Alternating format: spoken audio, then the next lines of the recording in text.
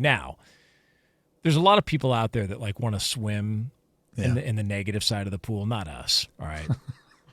We're not going to sit here and just pile on and be like, oh, look, these teams are bad. So we decided, why don't we at least give an award out? Why don't we at least attach an award to this so at least people can feel good about things? And this is not like the Antonio Brown Awards that went on this weekend where he was handing out, Cracker of the Year awards to various personalities. Did you watch that? Yeah, I did. I watched bits and pieces. You watched the whole thing? Were you hoping you would be one of the Crackers of the Year? I wanted to win one so bad. What made you think that you would be on his radar for being the Cracker of the Year? I don't know. I felt like I fit the description, to be honest with you, at least one portion of it. Now, you got to actually do something important to get that award, apparently. I did not, but congratulations to everybody who did that, did win that award over the weekend by Antonio Brown. It's just a wild... Man, X is a wild place to be, man. Yes, it is. There's a lot going on there. That said, we decided, you know what? Enough with this. There's a lot of bad teams in the NFL, but there are interesting at least. Well, who's the least interesting of them all? Like, if you got to be bad, how bad are you going to be? Because we want you to also be uninteresting. So, Brady, Quinn, do you want to go first? Because I have my least interesting team in the NFL award all ready to go. Yeah, I've got mine ready to go too, but I want to throw out a question to you. If I asked you, all right, you have to pick one division in each conference, okay, which is the, least entertaining, or the one that you would like to watch the least. Oh, the South. In both sides. Oh, yeah. Okay, Listen, this is no longer it's just the AFC. No. The NFC South has done their part. Like, they have done their part to provide mediocre football and a team that's most likely a one and done in the playoffs. Although I do like Baker Mayfield and the Bucs. That's a fun team to watch. But they're fun to watch. But again, everything out around them is very lacks entertainment. Not great at all. So who's your least interesting team in the NFL? My least interesting team in the NFL, and maybe this is in part due to recent history, and I'm sure this fan base, which is one of the best fan bases, I'm giving you a compliment, will definitely take issue with this. But it's the New Orleans Saints. Oh. And look, historically, if you look at this franchise, outside of the really Sean Payton, Drew Brees era, and really even that was kind of hit and miss. Like, they'd go on their runs of successful playoff seasons. Obviously, we're all going to go back and remember the loss in the conference championship. And look, I'm right there with you. It got stolen from you. The Rams had no business winning that game. That was one of the worst calls in the history, maybe the worst, outside of the Tuck rule play, which has changed since then. And I think a lot of Raiders fans would agree, but even a lot of the haters of the Patriots would agree. Like, that changed a lot of history. Still, that play in New Orleans for Drew Brees' legacy, for Sean Payton, that was one of the worst no calls in the history of the NFL. So much so they even created pass interference as a challengeable play the following year. But it would be the Saints for me. Coming into the season, there was zero buzz, zero hype about this team or what this team could be. I've actually looked at this roster and always felt like it's been a roster that should probably achieve at a higher rate than it has, at least in recent years. And this is a year where it's just kind of like, look, I know Derek Carr's been out and Rattler's been in, but I look at the team and they're probably one of the least interesting teams to watch. And it's not even because they're so bad. It's almost like they live in this purgatory of like, yeah, they'll be competitive, but then they've kind of gone on a streak of losing in the end. And it just kind of is what it is. And it's just not good. I mean, they've lost, 4 of the last 5 since the bye, and they're probably going to lose next week to Tampa, who's got to win in order to win the NFC South. So it would be the Saints for me, dog. It'd be the Saints. They were 2-0 at one point. I don't know if anybody. Yeah, and then they dropped, 7 straight? Yeah. And then was it Derek Carr that did the Michael Jackson after they scored against Dallas, and everyone's like, oh man, this the Saints. Yeah. That's the team to watch. They're playing like the team from last year, and then and by the way, drumming opponents. I mean, one, we didn't know how bad Carolina was going to be this year. Now we're looking back on that loss, going, if you compared Carolina and the Saints now, and granted, look, I mean, the Panthers beat them.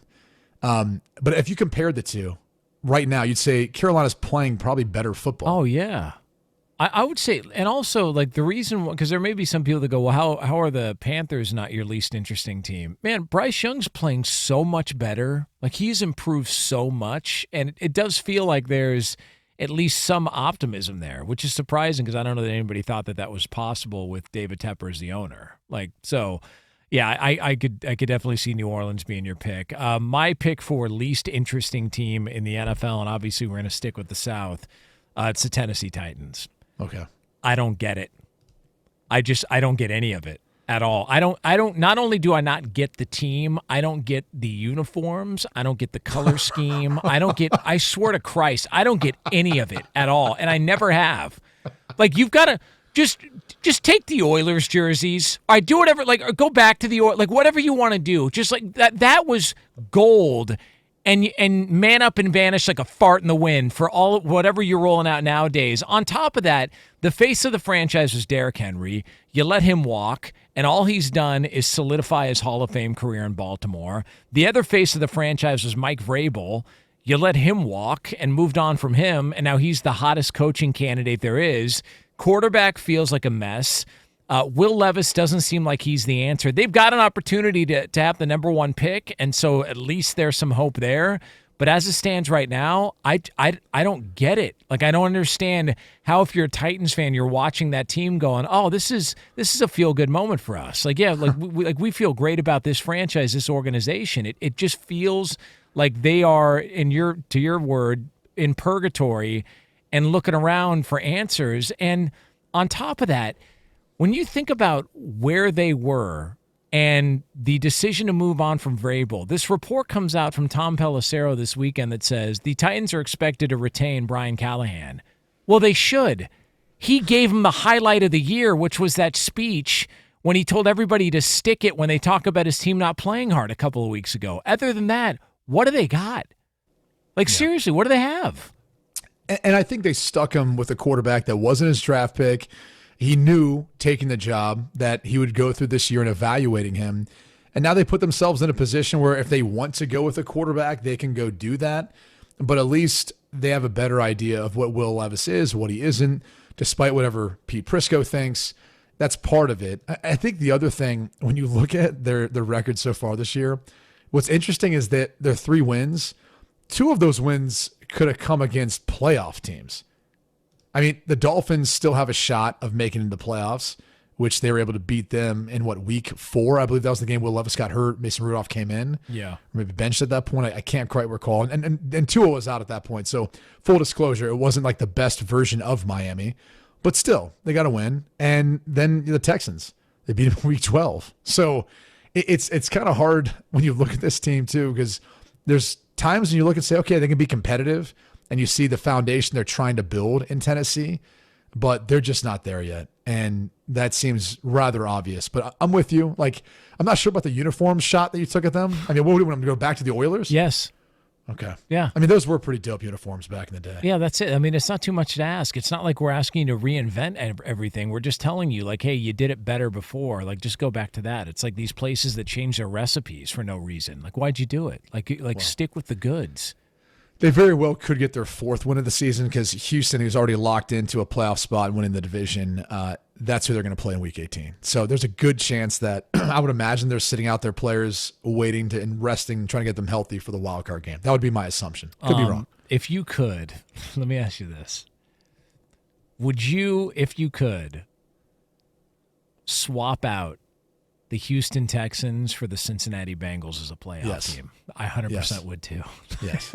Which, again, we're not there yet in the season, but if we really want to be honest with ourselves, and this is more of a conversation that's kind of born out of the issues with the college football playoff, is you would look at reseeding once you get in the playoffs. Like, that's only fair when you look at a team that's kind of dragging along. And I think we look at both NFC, AFC South winners as kind of dragging along. We've seen teams in the past have a losing record but win their division, so they get to host a home playoff game. Like, there's elements of that you're saying, like, I get it. Obviously, you've got to figure this out in some way, and that's how the NFL has chosen to do it, and they put a priority on winning your division. But it doesn't really make a ton of sense then for the games outside of that if they don't matter quite as much in the grand scheme of things. God, I'd love to see Cincinnati in the playoffs. I mean, they put themselves in position, man. I mean, the Colts knocked themselves out with their loss to the Giants, and it's between Miami and Cincinnati at this point, and Denver. And Denver, yeah. Obviously Denver's got to win. Yeah, Denver and Kansas City's already going to rest their starters, so Denver's going to have an advantage there. So most likely Denver will get it, which that's still a good story. And it's a great story. Bo Nix has been fun to watch, and that defense, has been, it's an interesting really one, good. not one like we just talked about. Yeah.